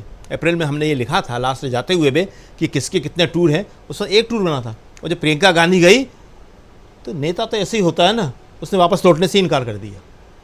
कहले मैं दिल्ली नहीं जा रही, यहाँ करूँगी पूरा, उसके बाद में चली जाऊँगी सीधे तेलंगाना। और आप देखिए 23 सभाएं प्रियंका गांधी ने की हैं और एक बना था प्रोग्राम उनका जी। इससे पहले प्रियंका गांधी ने कहीं इस तरह का कैंपेन नहीं किया था। तो नेता कहाँ कैंपेन करता है? जहाँ उसको जीत की संभावनाएं लगती हैं, और कहीं नहीं करता नेता। नेता को हार की संभावनाएं लगती है, नेता वापस भाग जाता है वहाँ से जी। तो ये एक बहुत अच्छी स्थिति बनी है। लेकिन एक बात हम फिर कहेंगे कि कांग्रेस को समझना चाहिए और आगे के सारे राज्यों में इसी पूरी ताकत से लड़ना चाहिए जिस पूरी ताकत के साथ वो कर्नाटक में लड़े। जी राजीव जी। एक उम्मीद बंधी है और कांग्रेस को भी, शायद कांग्रेस खेमे में भी यह हलचल तो होगी ही कि चलो इतनी मेहनत करके, और अगर उनके पक्ष में 13 तारीख का रिजल्ट आ जाता है, एग्जिट पोल उनके पक्ष में जैसे अभी दिख रहा है वैसे ही आ जाता है, तो शायद बाकी जो राज्य हैं बहुत मजबूती के साथ में छत्तीसगढ़ में कांग्रेस है इस वक्त और रिपीट होती हुई दिखाई दे रही है। आज की तारीख में कह दूं कि छत्तीसगढ़ में तो कांग्रेस रिपीट हो रही है, लेकिन मध्य प्रदेश में भी कांग्रेस आती हुई दिखाई दे रही है। बस एक राजस्थान जो है वहाँ थोड़ी मेहनत करनी पड़ेगी और सबसे पहले दोनों बड़े और छोटे जो हैं इन दोनों को आपस में थोड़ी सी तालमेल बैठानी होगी। हम चर्चा कर रहे हैं दोस्तों कर्नाटक चुनाव और उसके इर्द गिर्द जो कुछ चल रहा है उस पे, और बहुत ही इंपॉर्टेंट फेज़ में ये चर्चा अब हमारी पहुंच चुकी है जिसमें हम बात कर रहे हैं कि जो मुद्दे और उन मुद्दों में भी खासकर जो ऐसे मुद्दे जो समाज में विद्वेष पैदा करते हों, जो समाज में दूरी फैलाते हों, क्या ऐसे मुद्दे अगर कर्नाटक में बीजेपी हार जाती है, कर्नाटक का चुनाव बीजेपी के पक्ष में नहीं जाता है, तो क्या ये मुद्दे उत्तर भारत में भी हावी होंगे या उत्तर भारत से भी धीरे धीरे निकल जाएंगे? ये समझना बहुत ज़रूरी है। इसी बात की चर्चा अभी कर रहे थे शकील अख्तर जी, और आना चाहता हूँ विजय शंकर सिंह जी आपके पास। किस रूप में देखा जाए, अमित शाह जी का नाम ले रहे थे अभी शकील अख्तर जी, और बहुत इंपॉर्टेंट बात, नंदिनी बनाम अमूल की चर्चा वहाँ खूब हुई और इसको उन लोगों ने अपनी अस्मिता के साथ जोड़ करके रख लिया। और अस्मिता ही नहीं बल्कि ये रोजगार का बहुत बड़ा साधन है नंदिनी दूध। लेकिन उसके अलावा एक और भी बात उन्होंने कही थी, अमित शाह ने, देश के गृह मंत्री कह रहे हैं कि कांग्रेस अगर आती है तो दंगे करवाएगी। तो ये भी वहाँ रिफ्लेक्ट किया, बहुत भयंकर ढंग से रिफ्लेक्ट हुआ, क्योंकि गृह मंत्री, देश का गृह मंत्री जो दंगा रुकवाता है वो अगर कहे कि दंगे होंगे तो फिर बात ही क्या होगी यहाँ पे। तो ये भी एक इंपॉर्टेंट पहलू था। लेकिन इन सबसे इतर सबसे महत्वपूर्ण पहलू जो जिस पर चुनाव बीजेपी लेकर के आई वो था नफरत की राजनीति, और जिसके पैरेलली उसी राज्य से 24 दिन तक यात्रा राहुल गांधी ने निकाली थी और नफरत छोड़ो भारत जोड़ो का नारा वहाँ बुलंद किया था, मोहब्बत की दुकान लगा रहे थे। तो इसको अब ये चुनाव तो खत्म हो गया, लेकिन इसके बाद अब मध्य भारत और उत्तर भारत की तरफ देखा जाए तो किस रूप में आप इसका विश्लेषण करेंगे? पहली बात तो कर्नाटक चुनाव के बारे में जो सर्वे आए हैं उनके बारे में, कल मैंने टीवी पर बहुत सारे सर्वे देखा और एक शायद न्यूज नेशन का कोई सर्वे था जिसमें कि वो उन्होंने भारतीय जनता पार्टी को ज्यादा स्थान दिया। बाकी सारे सर्वे में कांग्रेस की कंफर्टेबल मेजॉरिटी है, कुछ ने सर्वे में कंफर्टेबल मेजॉरिटी से भी ज्यादा स्थान दिया है। लेकिन सर्वे होता है, सर्वे को हम परिणाम नहीं कह सकते, लेकिन सर्वे यह इंडिकेशन जरूर दे देता है कि जनता के मन में क्या सोच चल रही है और जनता क्या करना चाहती है। प्रशांत जी और आप सब लोग वहां गए ही थे, तो फर्स्ट हैंड जानकारी आपके पास ज्यादा होगी, और जो आपको जानकारी होगी उसी जानकारी से हम भी लाभान्वित होते हैं और उसी से अपनी बात कहते हैं। दूसरी बात, बोम्बई साहब का यह कहना कि हम 100% जीतेंगे, बोम्बई साहब 100 को 200% भी कर सकते हैं, जो भी कहना चाहते हैं, लेकिन ये बात बिल्कुल सही है कि बोम्बई साहब इस चुनाव में कहीं दिखे नहीं।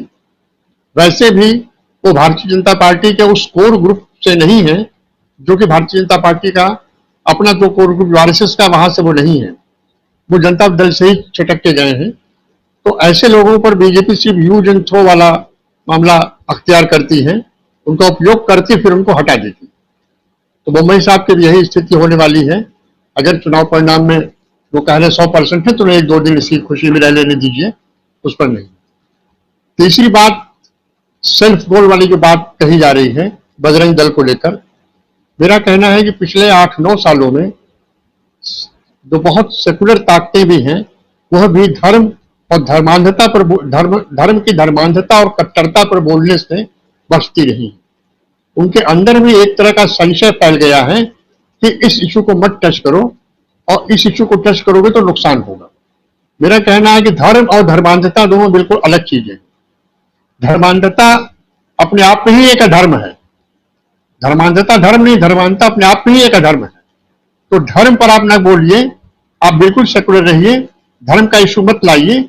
लेकिन जब धर्मांधता की बात आए, जब कट्टरपंथ की बात आए, जब सड़क पर तलवार लेकर घूमते लोगों की बात आए, चाहे वो किसी भी धर्म के हो, हिंदू हो, मुस्लिम हो, जो भी हो, आप उनके खिलाफ खड़े रहिए और उनको कंडेम करिए। तो ये स्थिति भारतीय जनता पार्टी के दिमाग में ये बैठी हुई है कि चूंकि 9 साल तक उन्होंने कोई काम नहीं किया, जनता की बेहतरी के लिए एक भी काम उनका ऐसा नहीं है जिसको वो गिना सके। हम आप तो चलिए वो मान सकते हैं कि हम उनके प्रति थोड़ा विरोधी दृष्टिकोण, वैचारिक रूप से विरोधी दृष्टिकोण रखते हो, तो हमें उनके अच्छे काम नहीं दिखते हो। लेकिन उनके ही लोगों से जब आप पूछिए कि भाई आप अच्छे काम क्या हुए हैं, तो सब कुछ घूम फिर के यही कहेंगे कि भाई साहब हिंदुओं का जो है सर ऊंचा हुआ है। मैं पूछता हूं आपका कितना सर ऊंचा हुआ? आपके घर कितने लोगों की नौकरी लगी है? आपके घर कितने महंगाई कैसी कितनी कम हुई है? आपके घर क्या आपको प्राप्त हुआ है? तो वो कुछ नहीं कहते हैं। उस सुबह सुबह जो आने वाला व्हाट्सएप मैसेज है उससे सबका दिमाग प्रदूषित हो गया है। लेकिन उसकी भी एक सीमा होती है। अब लोग उसको समझने लगे हैं। और मैं गांव देहात से, मैं उत्तर प्रदेश का हूं तो मैं गांव देहात से भी संपर्क रखता हूं, वहां भी बात हो रही है तो वहां भी चीज इसी पे घूम फिर के आ रही है कि भाई इससे बहुत कुछ होने वाला नहीं है। क्योंकि आप धर्म का कितना भी नारा लगा लें, मंदिर में कितनी भी पूजा कर लें, मस्जिद में कितनी बार भी नमाज पढ़ लें, जब आप घर जाएंगे तो घर की समस्या पूजा पाठ या नमाज नहीं है, घर की समस्या रोटी है। घर की समस्या आपके सामने खड़े बेरोजगार लड़के हैं।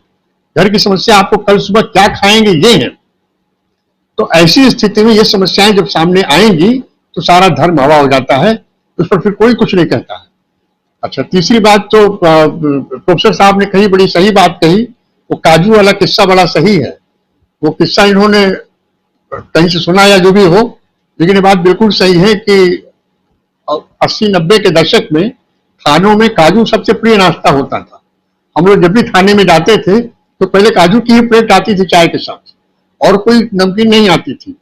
और ये बात बिल्कुल सही कह रहे हैं कि ब्यूरोक्रेसी को सरकार के बदलने का आभास और अंदाजा हो जाता है।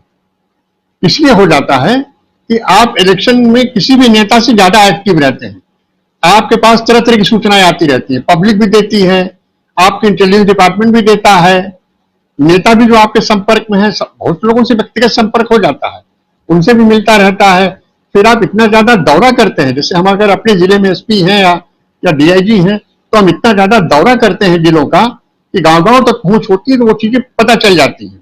वो जैसे ही पता चल जाती हैं तो अफसर ये जानता है। हमारे यहाँ पुलिस में कहावत कही जाती है कि झंडे तले की नौकरी है, तो जिसका झंडा है उसी के नीचे हम नौकरी करेंगे। अब इसको चाहे जिस रूप में भी आप लें, लेकिन झंडे तले की नौकरी है तो ब्यूरोक्रेसी को अंदाजा हो जाता है। तो जैसे ही अंदाजा हो जाता है तो बहुत जो लखनऊ में जो ब्यूरोक्रेसी है वो उस हिसाब से अपने अपने नेताओं को फोन करने लगते करने। फिर वो उनको ये बताते भी हैं कि आपके साहब यहाँ स्थिति ठीक नहीं है, वहां ये कर लीजिए, आपकी स्थिति वहां बहुत ठीक है लेकिन फलानी ये गड़बड़ कर रहा है। इस तरीके से वो उनके विश्वास में भी आना चाहते हैं। और इसे कर्नाटक की ही बात नहीं है, ये पूरे देश की बात है और एक सामान्य दृष्टिकोण है ब्यूरोक्रेसी के बारे में। तो मेरा ये कहना है कि अब इसका असर क्या पड़ेगा आगे। भारतीय जनता पार्टी जिस तरह के एजेंडे पे चलती है वह एजेंडा अगर आप देखिए तो 2014 का चुनाव इन्होंने करप्शन पे लड़ा था और करप्शन के बारे में इन्होंने कोई काम नहीं किया, कुछ भी नहीं किया। न लोकपाल बना, न कोई कमेटी, न काले धन के लिए कोई कमेटी गठित की, और कुछ भी नहीं हुआ। आते आते अडानी साहब का महा घोटाला सामने आ गया, इस पर भी इन्होंने कोई कार्रवाई नहीं की। 2019 का इलेक्शन, 2019 के इलेक्शन के पहले इनकी हालत खराब थी, लेकिन पुलवामा हो गया तो उसमें साफ साफ प्रधानमंत्री जी ने कहा कि जो नए वोट देने वाले युवक हैं वो उनका क्या एक वोट हमें पुलवामा के शहीदों के लिए नहीं मिल सकता। जब आप पुलवामा के शहीदों की बात करते हैं, जब पुलवामा के शहीदों के नाम पर आप वोट तो मांग लेते हैं, लेकिन पुलवामा के शहीद किन कारणों से शहीद हुए, क्या सुरक्षा चूक हुई, किस अधिकारी की गलती से हुआ, उसके खिलाफ आपने कोई कार्रवाई नहीं की। इसका यह मतलब है कि वो शहीद आपके लिए सिर्फ एक वोट कैचर है। आप उनके शव यात्रा में तिरंगा चढ़ा दीजिए, सलामी कर दीजिए, शहीद होना बड़ा गर्व की बात है, लेकिन जिसके घर का व्यक्ति शहीद हुआ हो उसके घर जाके पूछिए कितने भाव में पड़ जाता है। आप पेंशन दे रहे हैं कि नहीं दे रहे हैं, कब तक दे रहे हैं, कितना दे रहे हैं, नौकरी मिली कि नहीं मिली, ये रोजमर्रा की समस्या उसके सामने खड़ी है। हम लोग ऐसी ऐसी समस्याओं से कभी कभी रूबरू होते हैं जब हमारे कुछ जवान शहीद हुए हैं या एनकाउंटर में मारे गए हैं, जब उनके घर जाते हैं तो हम ये देखते हैं तो बहुत मन पीड़ित होता है। ये बात अलग है कि उन्हीं को हम पुलिस लाइन में तिरंगा उठा कर सलूट करते हैं और कहते हैं कि भाई इन्होंने जान न्यौछावर कर दी। तो ये बात है। तो दूसरी चीज ये कहना है कि वो अब इस मुद्दे पर आइए, धार्मिक मुद्दे पे इसका कितना असर उत्तर प्रदेश में होगा या छत्तीसगढ़, महाराष्ट्र, राजस्थान या तेलंगाना में होगा। मेरा कहना है कि जनता अब धीरे धीरे जाग गई है और समझ गई है। उसे ये भी लगने लगा है कि धर्म की बात बहुत ज्यादा अब काम नहीं करने वाली है। आप पाकिस्तान को बगल में देखिए, आज पाकिस्तान जो कुछ भी भुगत रहा है, एक धर्मांध राष्ट्र की नियति ऐसे ही होती है। सबको किनारे करके वहां दो ही लोगों का राज्य है, या तो मुल्लों का राज्य है या फिर सेना का राज्य है। आज पब्लिक आक्रोश सेना के खिलाफ फूटा है, जबरदस्त फूटा है। और आप यकीन करिए कि यही आक्रोश कभी न कभी इन मुल्ला राज्यों के खिलाफ भी फूटेगा। इसमें कोई मैं बड़ी बात नहीं कह रहा हूं। आज फूटे कल फूटे, लेकिन ये फूटेगा। तो छत्तीसगढ़, मध्य प्रदेश और महाराष्ट्र की साइकी थोड़ी अलग है। हिंदी हार्टलैंड है, हिंदी बेल्ट है, धर्म के प्रति ज्यादा झुकाव है, या करिए धार्मिक कट्टरता है। जब अपने प्रोफाइल में लिखते हैं कि मैं कट्टर हिंदू हूं, तो हिंदू तो समझ में आता है, कट्टर समझ में नहीं आता। शास्त्र में किसी भी नहीं कहा कि मैं कट्टर हिंदू, किसी ऋषि मुनि ने नहीं कहा कि मैं कट्टर हिंदू हूं। वो अपनी बात कहते रहे। तो मुझे नहीं लगता कि अब आगे आने वाले इलेक्शन में इसका असर होगा। लेकिन यह है, इसका एक मैं जरूर ये कहना चाहूंगा कि कांग्रेस पार्टी को, विपक्ष के नेताओं को केवल उन्हीं मुद्दों पर ज्यादा अड़े रहना चाहिए जो जनता से जुड़े मुद्दे हैं और विशेषकर स्थानीय मुद्दे। आप मेरे यहां से आप वोट मांगने जाएं विधानसभा में और उनसे आप पुतिन और यूक्रेन और रूस के युद्ध पर वोट मांगे तो उतना कैची नहीं होगा। लेकिन आप उनसे उनकी समस्याओं को वोट मांगे, नौकरी लग गई, कहाँ बाजार नहीं बना है, कहाँ सिंचाई की प्रॉब्लम है, कहाँ ये समस्या, तो वो ज्यादा कैची लगता है। तो मुझे लगता है कि जो राहुल गांधी जी ने जो अपना जो 5 पॉइंट दिए थे, जो 5 गारंटी दी थी, इस तरह की छोटी छोटी गारंटियां बनाकर उन इलाकों के हिसाब से रखना चाहिए ताकि जनता की भी सुनती हो। और भारतीय जनता पार्टी की एक दिक्कत ये भी है कि एक ही नेता का ब्रांड बनाने के चक्कर में इन्होंने पूरी पार्टी में कोई और लीडरशिप उभरनी नहीं दी। जब कोई और लीडरशिप नहीं उभरी, क्योंकि उन्हें खतरा है कि हमें कब्जा कर लेगा, जब उभरने नहीं दी, जब एक ही के ऊपर आप सबको दारो मदार डाल देंगे तो निश्चित रूप से कि उसका परिणाम बहुत अच्छा नहीं होगा। आज वहां पर जब ये बजरंग बली का इशू उठा, बजरंग दल वाला, तो सबसे ज्यादा प्रसन्न भारतीय जनता पार्टी हुई, क्योंकि उससे कहीं मुद्दा नहीं मिल रहा था। निर्दलीय मूड फ्लॉप हो गया था, करप्शन बेशुमार था, अन्य चीजें थी। इस मुद्दे को लेकर उन्होंने थोड़ा सा इशारा किया कि अब इस पर हमें कुछ सांस आई है, लेकिन ये भी बहुत ज्यादा चला नहीं। इसलिए नहीं चला कि बाकी मुद्दे इतने मजबूत थे, इतने महत्वपूर्ण थे कि इस पर लोगों का ध्यान नहीं गया। तो भारतीय जनता पार्टी की जो चुनाव स्ट्रेटजी है उसमें यह मुद्दा बराबर रहेगा। बिना नफरत की बात किए, बिना विभाजन की बात किए, बिना एक दूसरे को बांटने की बात किए, बिना दुष्प्रचार किए ये कभी किसी इलेक्शन में नहीं उतरेंगे। इसके लिए दोनों तरफ की तैयारी करनी पड़ेगी। एक तो इनके दुष्प्रचार का तत्काल खंडन और उसका प्रसारण, और दूसरे असल मुद्दे को उठाए रखना और असल मुद्दे को जगाए रखना।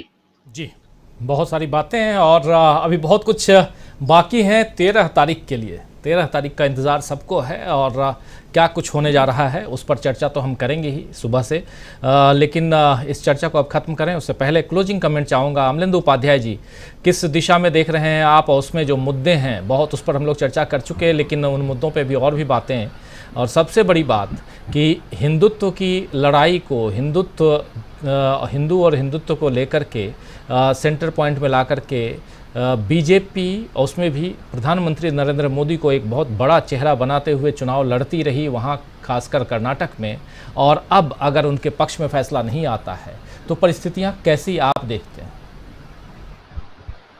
राजीव जी, अगर फैसला पक्ष में नहीं आता है, और जहां तक उम्मीद है कि भारतीय जनता पार्टी के पक्ष में फैसला नहीं ही आएगा, हम लोगों का भी जो एग्जिट पोल है उसके अनुसार भी जो और जो एग्जिट पोल्स आ रहे हैं वो भी दबे छुपे सब यही बातें कह रहे हैं, जो भारतीय जनता पार्टी को थोड़ा एज दिखाते भी हैं, वो भी जो है वो कांग्रेस को बराबर में ला करके रख देते हैं। तो यानी कि एक तरीके से स्पष्ट है कि अगर जनता के मतों की गिनती होती है और जनता के मतों से सरकार बनती है, तो भारतीय जनता पार्टी सरकार नहीं बना रही है। ये चीज जो है वो जो कुल मिला के एग्जिट पोल्स का लब्बो लुभाव है सबका मिला करके वो यही आता है। ऐसे में मुझे लगता है कि भारतीय जनता पार्टी के अंदर परेशानियां बढ़ेंगी। भारतीय जनता पार्टी को अपनी रणनीति पे पुनर्विचार करने की आवश्यकता होगी, या ये भी हो सकता है कि उनकी यही रणनीति रही हो कि अगर हम कर्नाटक हारते तो हार जाए, लेकिन हमें उत्तर भारत में जो है वहां किस तरीके से मजबूत हो। क्योंकि कर्नाटक तो भारतीय जनता पार्टी के हाथ से निकल ही रहा है, वो तो सबको दिख ही रहा था, लेकिन भारतीय जनता पार्टी उत्तर भारत के राज्य जो है, खासतौर से मध्य प्रदेश, छत्तीसगढ़ और राजस्थान, जिनमें अभी चुनाव होने जा रहे हैं, उनमें जो वो किसी तरीके से कब्जा करना चाहती है, और लोकसभा चुनाव उसके नजर में है। तो लोकसभा चुनाव के लिए उसको यहीं से जो थी सबसे ज्यादा सीटें आई हैं इन तीनों राज्यों में, मध्य प्रदेश, राजस्थान और छत्तीसगढ़ में, इन तीनों जगह से आई हैं, उत्तर प्रदेश से आई हैं, बिहार से आई है। तो उत्तर भारत जो पूरा उसकी नजर में है, तो उनकी नजर जो है वो कुल मिलाकर के 2024 पे है। तो मुझे लगता है कि कर्नाटक के जरिए शायद प्रधानमंत्री नरेंद्र मोदी जो थे वो 2024 का लक्ष्य साध रहे थे। लेकिन अगर कर्नाटक में हार होती है और वहां नहीं चलता है ये हिंदुत्व का मुद्दा भारतीय जनता पार्टी का, तो मुझे लगता है कि ये एक बैरोमीटर भी आप कह सकते हैं, या आप एक संकेतक भी कह सकते हैं कि फर्जी मुद्दे जो हैं जनता उन पर विश्वास करने के लिए तैयार नहीं होगी। क्योंकि जिस तरीके से प्रधानमंत्री ने वहां घोड़े खोले हैं, बजरंग दल को बजरंगबली बना दिया वहां जाकर के, हालांकि हिंदू धर्म का अपमान था शुद्ध रूप से कि आप बजरंग दल को आप बजरंगबली जाकर के कहने लगे, और प्रधानमंत्री पर भी सवाल उठते हैं कि आप बजरंग दल के कार्यकर्ता है कि आप बजरंगबली के उपासक है। दोनों चीजें एक साथ नहीं हो सकती हैं। आप भारतीय जनता पार्टी के भी सदस्य हो जाएं और बजरंग दल के भी सदस्य हो जाएं, ये कैसे मतलब संभव है? मतलब बताएं प्रधानमंत्री की, प्रधानमंत्री जो है वो बजरंग दल ने बनाया है उनको, भी भारतीय जनता पार्टी ने बनाया है, किसके प्रधानमंत्री है? तो कुल मिलाकर के राजीव जी ये चीजें जो भारतीय जनता पार्टी के सामने परेशानियां पैदा करने वाली होंगी। उत्तर भारत में भी धीरे धीरे मुद्दे जो हैं वो स्पष्ट होते चले जाएंगे। उत्तर भारत को भी समझ में आने लगेगा कि जो दक्षिण के राज्य हैं वो आखिर क्या कारण है कि जो भारतीय जनता पार्टी की प्रयोगशाला कहा जाता रहा दक्षिण में, कि वो दक्षिण का मुख है भारतीय जनता पार्टी का, वहां की जनता जो अगर समझदार फैसला दे रही है। मैं भी पिछले दिनों राजीव जी एक रिपोर्ट पढ़ रहा था, किसी पता नहीं वो किसकी रिपोर्ट थी, किसी अंग्रेजी उसका था, उसका शीर्षक था कि दक्षिण रेवेन्यू पैदा करता है और उत्तर भारत बच्चे पैदा करता है। और उन्होंने दिखाने की कोशिश की थी कि किस तरीके से उत्तर भारत में जो है वो रेवेन्यू कम पैदा होता है, दक्षिण किस तरीके से रेवेन्यू ज्यादा पैदा करता है। तो जो हमारे भक्तजन जो है, जो सोशल मीडिया पे कहते हैं कि जेएनयू में बच्चे पढ़ रहे हैं, हमारे टैक्स से पढ़ रहे हैं, तो यही सवाल दक्षिण के लोग भी करेंगे कि टैक्स हम देते हैं और उत्तर भारत उसमें पड़ता है। तो मुझे लगता है कि इस तरह की चीजें भी उठना, बहुत सारी चीजें शुरू हो जाएंगी। तो ये चीज उत्तर भारत के अंदर भी फिर पैदा होगी कि आखिर हम रेवेन्यू जनरेट क्यों नहीं करते हैं।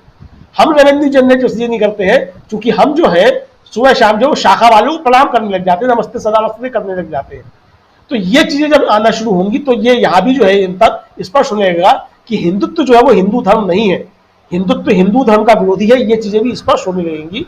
तो बहुत सारी चीजें जो स्पष्ट होने लगेंगी। मुझे लगता है कर्नाटक का चुनाव जो है ये बहुत सारी चीजें तय करेगा, 2024 के लिए एक रूपरेखा भी तैयार करेगा। भारतीय जनता पार्टी की राजनीति आगे क्या होने जा रही है ये भी तय करेगा।